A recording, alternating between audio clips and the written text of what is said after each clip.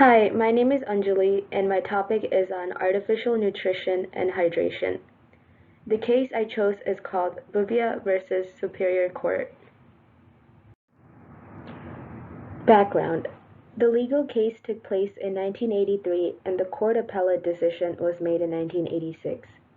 The two main stakeholders are Elizabeth Bouvier, the patient, and the High Desert Hospital medical team. Elizabeth Bouvier wishes to discontinue life-saving treatment regarding her health conditions and wishes to refrain from any artificial nutrition hydration, knowing that it would lead to her death. The hospital and medical staff believed in the right of physicians to take necessary medical actions because their interest is in preserving life and doing no harm.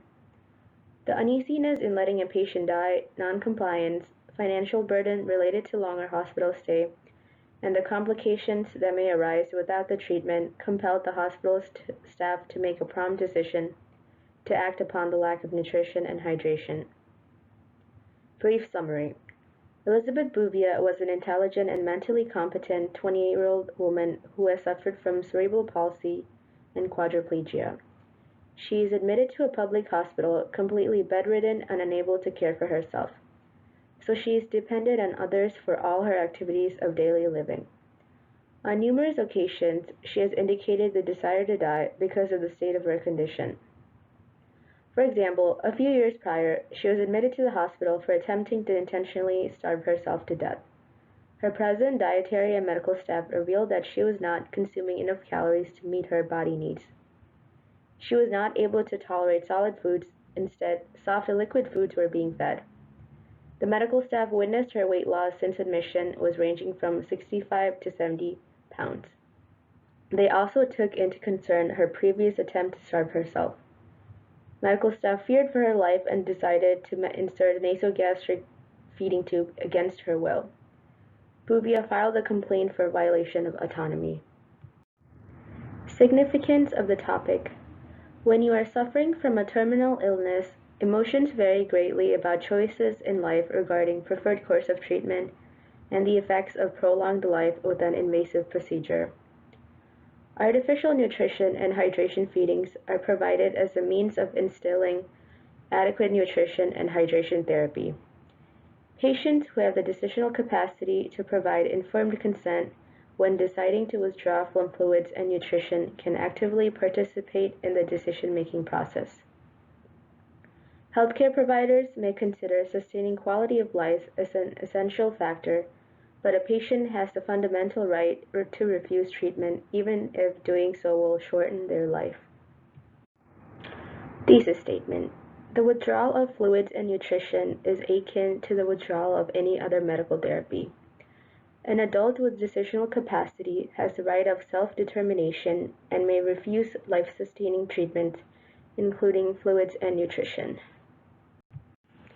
Ethical principles and conflict. The Bouvier case presents an ethical dilemma because continuing nutrition and hydration procedures against a patient's will to prolong their life means violation of the rights of the patient. The ethical principles in conflict are beneficence and non-maleficence versus autonomy. The physician's responsibility is to preserve life, reduce suffering, and do no harm. If a patient is seen trying to starve herself to death, a physician has the duty to provide medical attention to prevent any injuries and complications from occurring. On the other hand, an individual has the right to refuse treatment, which is known as autonomy. In this case, Bouvier had the decision-making capacity to provide informed refusal, and she did not give consent for the nasogastric feeding procedure. A physician is required to tell the patient of potential risks and complications that occur with each medical and surgical procedures, and a verbal or written consent for the patient should have been obtained to proceed. Laws, codes, and duties. AMA Code of Medical Ethics emphasizes that a physician has an obligation to protect patient rights along with dedication to providing competent medical care with respect for human dignity and rights. This code also goes hand in hand with the institution policy, where they support acts of conscience that a physician can take action if they believe a patient is endangering themselves. On the other hand, the Patient Self-Determination Act states that doctors should inform patients of their condition and leave it up to the patient to make a decision. This also ties in with the 14th Amendment because it gives patients the freedom to refuse unwanted medical treatment. Legal outcome of the case. The final decision ordered the Superior Court to grant the patient who has decisional capacity the right to decide regarding her medical treatment because patient's rights superseded the state's interest and the remainder of an individual's life should be lived the way the patient wants to. The court decided the nasogastric tube should be removed and Elizabeth Bouvier was discharged from the hospital. She continued to lose weight from arthritis and other medical conditions and went to go stay at a private hospital, promising to not attempt starvation. She sees herself as a survivor and is still alive today. The Bouvier case became a landmark case in the healthcare field and had a great impact on the legal system. The current aspect of patient care continues to support an individual's preference because patients with decisional capacity can make informed decisions that are contrary to the state's interest to preserve life. In my opinion, the physician should advocate for the patient's wishes and desires, especially since the patient had a written directive stating refusal to nasogastric tube that resulted in the medical staff refusing to follow through with it. Proposed solutions for the future. In the future, when there is a written directive, the medical staff should adhere to that even in an emergency situation. Even though a physician might recognize that the patient's life is nutritionally at stake, an individual's right to self-determine treatment regarding her body should solely be up to the patient.